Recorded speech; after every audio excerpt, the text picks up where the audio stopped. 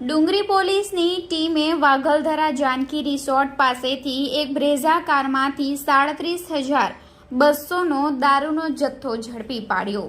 તારીખ 9 ઓગસ્ટ શુક્રવારના રોજ સવારે 6 કલાકની મળતી માહિતી મુજબ ડુંગરી પોલીસની ટીમ પોલીસ મથક હદ વિસ્તારમાં પેટ્રોલિંગ કરી રહી હતી, જે દરમિયાન ખાનગી રાહે બાતમી મળી હતી કે એક બ્રેઝા કાર નંબર GJ05RM0136માં દમણથી દારૂ ભરી સુરત તરફ જનાર છે। જે બાતમીના આધારે ડુંગરી પોલીસની ટીમે વાઘલધરા જાનકી રિસોર્ટ પાસે નેશનલ હાઈવે નંબર 48 મુંબઈથી સુરત જતા માર્ગ ઉપર બાતમીવાળી કારની વોચ ગોઠવી હતી। જે દરમિયાન બાતમીવાળી કાર આવતા પોલીસની ટીમે કાર ચાલકને કાર ઊભી રાખવા માટે ઇશારો કર્યો હતો।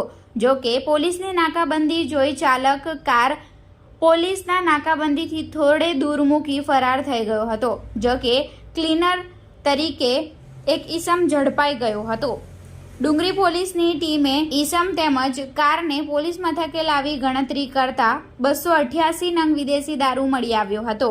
ડુંગરી પોલીસની ટીમે 288 નંગ વિદેશી દારૂ, જેની કિંમત 37,200, કારની કિંમત 5 લાખ મળી કુલ 5,37,200નો મુદ્દામાલ કબજે લઈ એકને ઝડપી એકને વોન્ટેડ જાહેર કરી ડુંગરી પોલીસ મથકે પ્રોહિબિશન અંગે ફરિયાદ દાખલ કરી હતી।